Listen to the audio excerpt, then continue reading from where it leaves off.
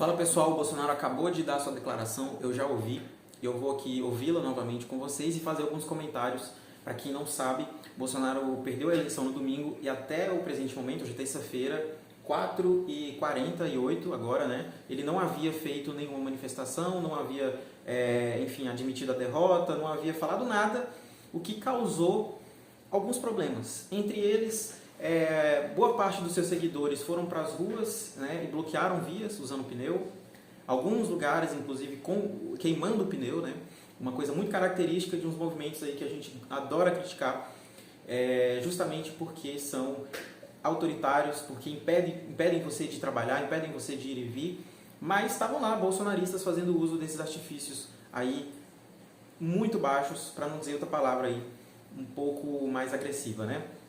Então eu vou dar play aqui na declaração do Bolsonaro, a gente vai ouvir junto e eu vou comentar com vocês rapidamente para a gente passar esse assunto de uma vez por todas e acabar com esses problemas aí que estavam sendo gerados pela falta do pronunciamento do Bolsonaro. Tá? Então vamos lá. Que votaram em mim no último dia 30 de outubro. Milhões de brasileiros que votaram em mim no último dia 30 de outubro. Os atuais movimentos populares são fruto de indignação e sentimento de injustiça de como se deu o processo eleitoral. As manifestações pacíficas sempre serão bem-vindas, mas os nossos métodos não podem ser os da esquerda, que sempre prejudicaram a população, como invasão de propriedades, destruição de patrimônio e cerceamento do direito de ir e vir. A direita surgiu de verdade em nosso país. Nossa robusta representação no Congresso mostra a força dos nossos valores: Deus, pátria, família e liberdade. Formamos diversas lideranças pelo Brasil. Nossos sonhos seguem mais vivos do que nunca. Somos pela ordem e pelo progresso. Mesmo enfrentando todo o sistema, superamos uma pandemia e as consequências de uma guerra. Sempre fui rotulado como antidemocrático e, ao contrário dos meus acusadores, sempre joguei dentro das 4 linhas da Constituição. Nunca falei em controlar ou censurar a mídia e as redes sociais. Enquanto presidente da República e cidadão, continuarei cumprindo todos os mandamentos da nossa Constituição. É uma honra ser o líder de milhões de brasileiros que, como eu, defendem a liberdade econômica, a liberdade religiosa, a liberdade de opinião, a honestidade e as cores verde e amarela da nossa bandeira. Muito obrigado.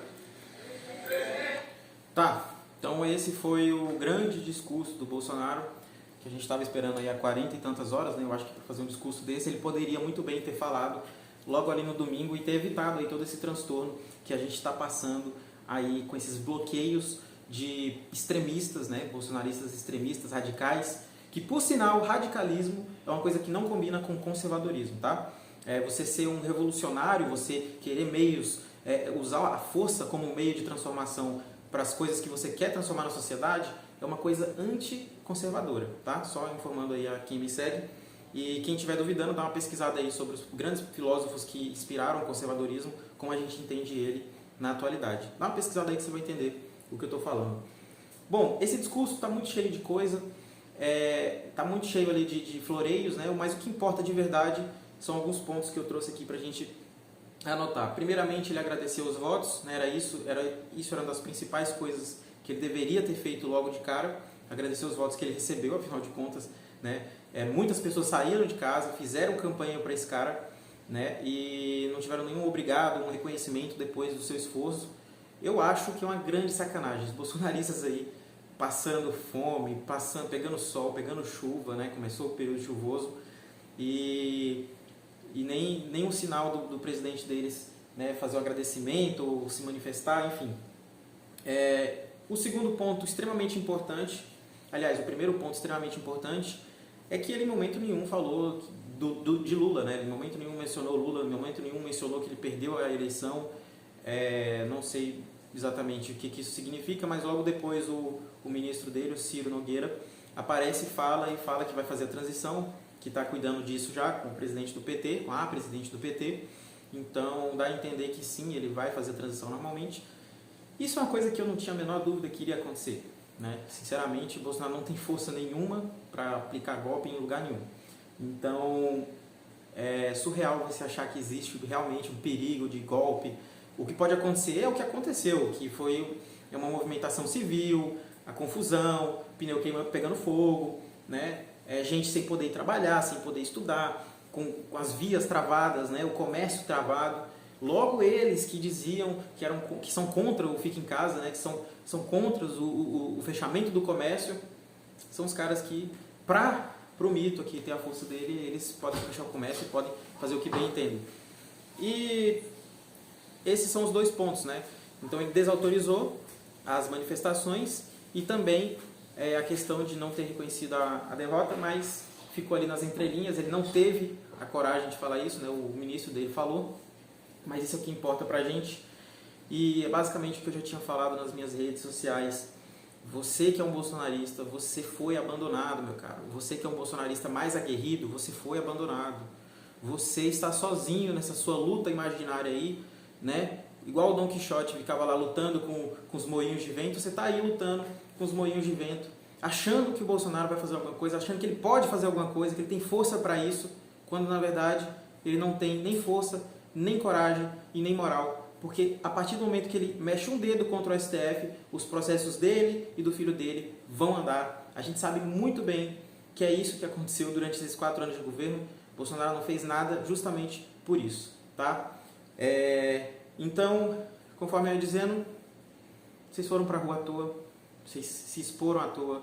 Muitos agentes da polícia, das forças aí, da PRF, Polícia Civil, Polícia Militar, se exporam nas redes, dando apoio, e agora vão provavelmente sofrer processos administrativos e, né, no final das contas, vocês serviram de bucha de canhão para esse cara que infelizmente manchou o nome da direita do nosso país, tá? Se Lula voltou, é muito em culpa da incompetência desse sujeito aqui, tá? Esse é o meu recado, a gente se vê, vamos seguir aqui questionando os nossos políticos e fazendo o nosso papel de formiguinha, que é conscientizar e garantir que nas próximas eleições a gente tenha de fato, um representante forte, um nome forte para a nossa direita do Brasil.